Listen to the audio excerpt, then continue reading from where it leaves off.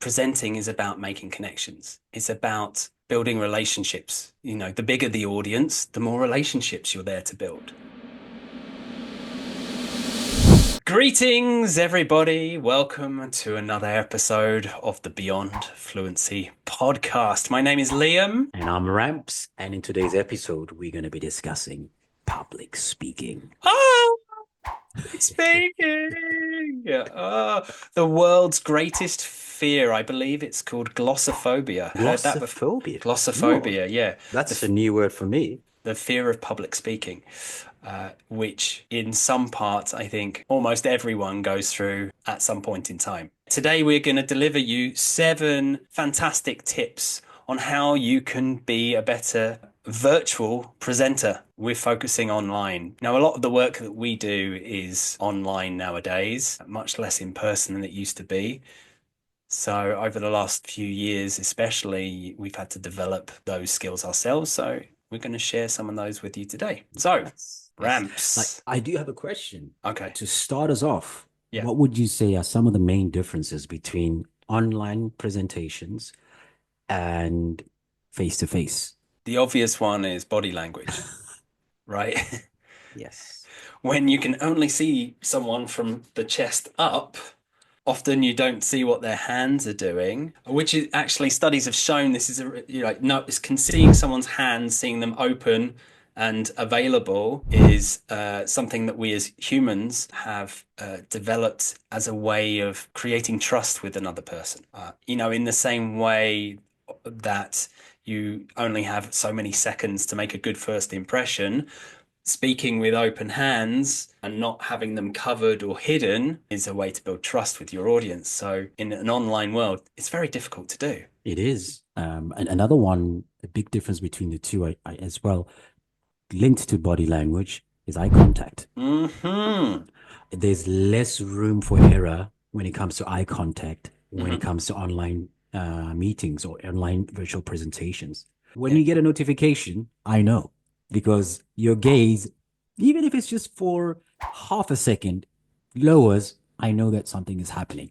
Whereas maybe in a face to face interaction, that isn't as obvious when your line of attention is shifted, provided, of course, it's not for an extended period of time. Yeah. Absolutely. And this is tip number 1 is your eye contact is your camera. If you're not looking at your camera, you're not making eye contact with your audience. Yeah, if you've got 2 monitors and you've got the camera on one monitor, but then you're looking at my picture on the other one, it's very obvious that you're not paying attention to me, right? Oh man, the Imagine amount of times. Yeah. imagine having a conversation with someone in a cafe and they're sat there talking to the person that's on another table like this, right? Know where your camera is. That is the eye contact with people. It makes a Yeah. huge difference to how people engage with you. In the same way that if you've got someone in front of you who's, oh yeah, I'm talking to you this, but I'm looking at my fingers and I'm doing anything except looking at the camera. How would you feel if that was you in person, right? If your friend Yeah. or colleague or client was speaking to you like that. So tip number 1, know where your camera is, and you don't have to look directly into the camera. It helps. The practical aspect of this is you get your window and you put it directly underneath the camera. So if you've got Teams or Zoom, whatever you use for online meetings, presentations, get the person you're speaking to, put them above you if you can on the screen, and have them directly under the camera, because then even if you are looking at their picture, you're still looking much more in the camera than if it's over here. Yeah. There you go. Tip number 2, because I Right. feel like this one is closely linked. Camera, now lighting. Yes.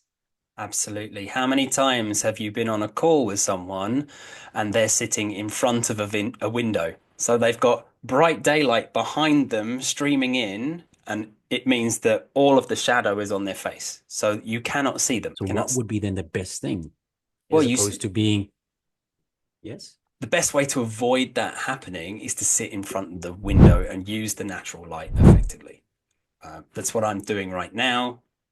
I'm literally sat, my desk is underneath my window and you can see everything about my face, my eyes, all of it very clearly. Yeah.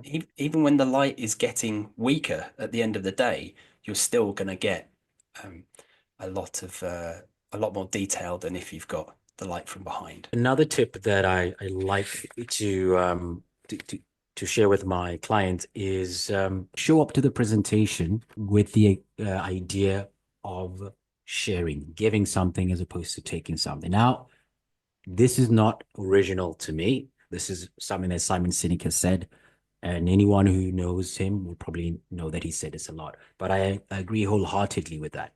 Mhm. When you come to the presentation with the intention of sharing information, with the intention of making people aware of something they didn't know before, you come probably a lot more open in your body language, in the Yeah. language that you use. You are probably also more likely to accept questions as well. I think it does a lot for you, for the mind, psychologically, approaching it in that way, as opposed to I'm approaching it trying to Absolutely. sell. Yeah. Salesy again comes Absolutely. back. I was just about to say, yeah, that people can tell from your tone of voice if you want something from them. If you go with the intention of giving and not expecting anything back, the energy of your presentation is completely different. Presenting is about making connections. It's about building relationships. You know, the bigger the audience, the more relationships you're there to build. Having the intention of, I want to help as many people here as I possibly can through what I'm presenting is gold in terms of making connections and building trust.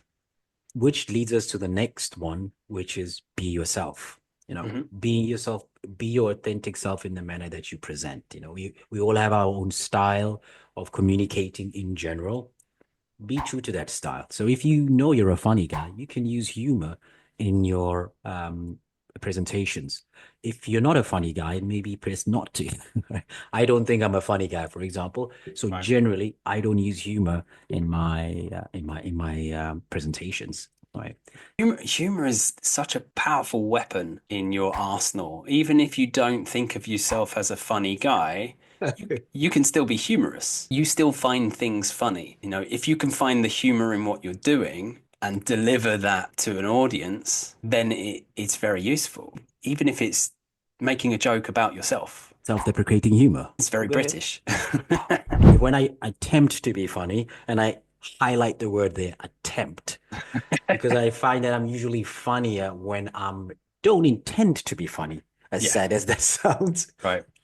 and a lot less funnier when I intend to be. But the few times I intend to be funny, it's usually self-deprecating humor.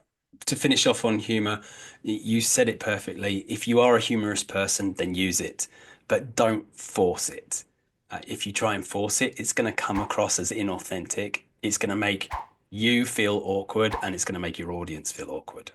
Next one from me. Something that a lot of people struggle with is one, putting too much information on the slides, and then two, reading that information word for word. What's the point?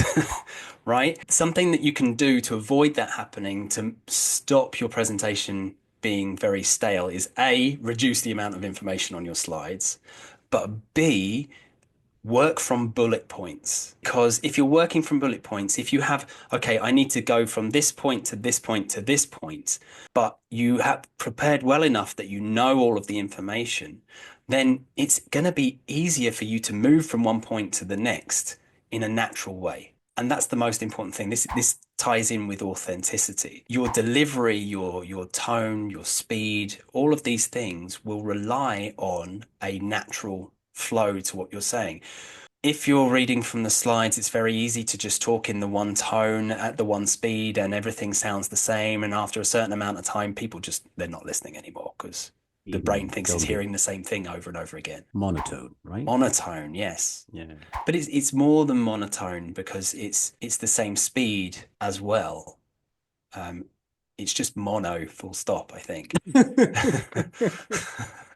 Another one that I say to add to this is I ask my clients, do you have to have the presentation on at all times when you're speaking?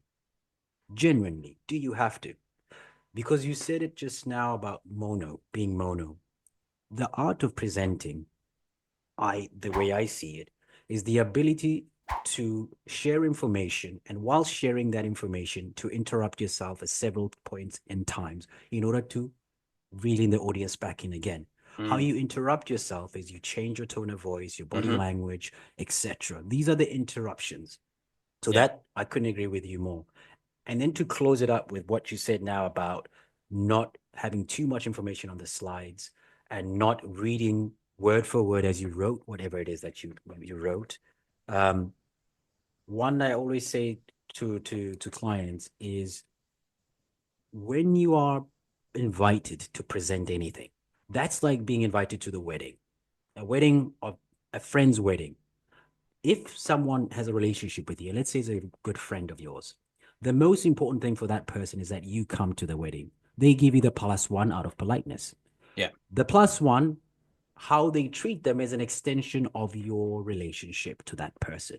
Right. I see presentations and PowerPoint very much the same way. You are the presentation.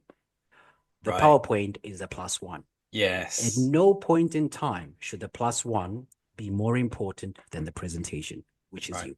Go I ahead. want Who to wants to add go first? something else to this tip. The reason why bullets are better. If you write a script and you try and learn a script word for word, it sounds rehearsed.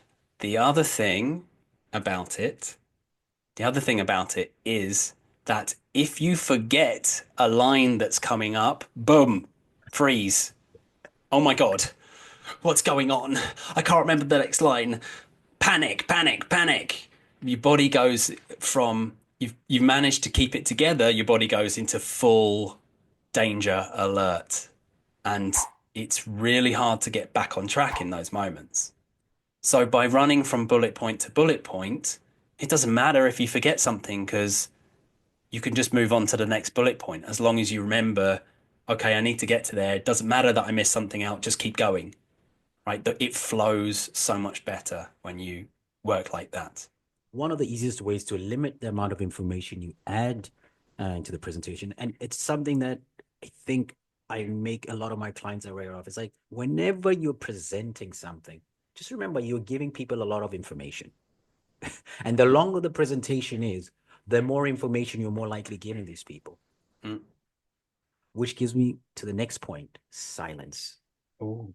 People need to silence. They need silence to digest all the information that's been given to them. Yeah. Also, to break routine. Earlier on, I said the art of presenting, at least in my opinion, is interrupting yourself, but in a natural manner. Yeah. I often say, presenting, public speaking is almost like acting. Good actors are good because they don't look like they're acting. Right? Right. Great Yeah. publics, yeah. If they look like they're acting, they're not good actors. Think of anyone that you consider a great public speaker. You know that person rehearses probably, or the likelihood that they rehearse is high. The likelihood that maybe they practice and practice is high. But whenever you see them speak, it never feels like they've rehearsed the conversation, the dialogue. I think of Simon Sinek almost immediately. Hmm. He's just so good as a public speaker. I think this is a good point to say. We'll drop a link to the Simon Sinek video that Ramps is referring to below because it's full of great information and it's a brilliant display of Great. the top level public speaking.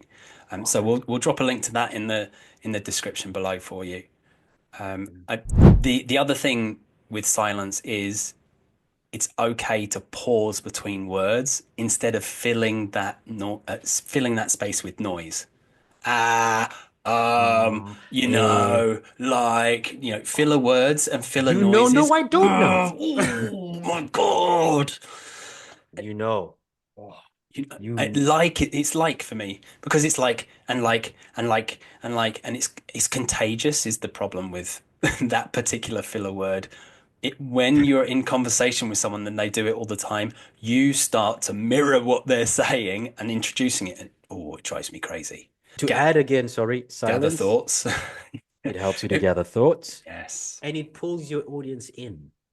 It's fantastic to use after you've dropped a particularly powerful truth bomb as well. You really Dramatic what pause. dramatic pause, right?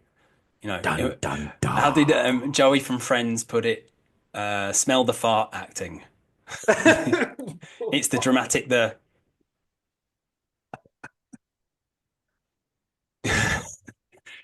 Smell the fart. smell the fart Okay. acting. Joey from Friends. Again, I'll find another clip for you because it's good. All right, I've got another one. Okay. This one is fantastic, and I mean everything we've covered so far. I mean, the last point was for any presentation, not just online. But this one is Yeah. particularly good for presentations online. Virtual high fives. Yeah. There have been studies shown that people who simulate some sort of contact through the camera online, it has the same neurochemical effect as if you had actually performed that action in person. So if you go, yeah, high five towards the camera, and the other people do it back to you, then you both get a neurochemical feeling, a boost from that interaction as if you were interacting in the same way in person. You can do a virtual handshake No and way. it has the Let's same do a virtual handshake. So virtual. you've got to go a little slant. Yeah, yeah. Nice Yeah, to meet you. nice to meet you. Yeah. If you have a good relationship with the other person, like hugs, you do this and they get the neurochemical effect in their brain as if you have actually hugged them.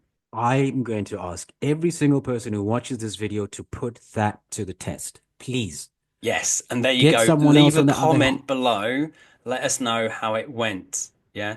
So Yes. the range from nice to meet you, handshake, the virtual high five, fist bump, or virtual hug. Try it out with on your next Zoom calls and let us know how you get on in the comments. One more. This one isn't necessarily for online. It's valid for both. Is speaking pace. Speak slower. Mm, Once again, if you think to yourself now about any person you consider a great public speaker, you will find that often, or when they present anyway, they tend to at least speak at a slower pace. Not necessarily slow, but speak slower than your natural speaking pace. Makes for clearer communication, hmm makes it easier to follow you. It also, especially for second language speakers, it allows you from a language perspective, it gives you 2 or 3 seconds, a little bit more, to do a quick mental analysis of what you're about to say. Because, of course, we know this very well that one of the biggest worries of our clients, so non-native speakers, in presenting is the fact that they have to present in English. So they focus so much of their attention on getting the language right that they sort of forget everything else we've spoken about so far today. Yeah, From the technical aspect of making sure that you are in a perfectly lit room, making sure that you're at eye level with whom the people you're speaking with are. absolutely. I've got another one. It's okay to freeze. It happens to all of us. Address it. Tell people what's happening. Be transparent. There isn't a person in a room full of people that hasn't had the experience of forgetting what they're going to say next. Just address it. Just say, I'm having one of those moments where I've completely forgotten what I'm going to say. And everyone will laugh, and you will laugh. And then that will relax you. And if you don't remember what you were going to say next, go on to your next bullet point. I have a theory. Hmm To add on to what you're saying, I have a theory. I think people who are a little bit vulnerable in front of the stage are a little bit more endearing to the audience. So that Mm. is expressing vulnerability there, right? Yeah. Admitting that you don't know something, or admitting that you forgot something, hmm or admitting that maybe you're nervous. Ooh, I'm so nervous to be here. It just does something to the rest of the audience.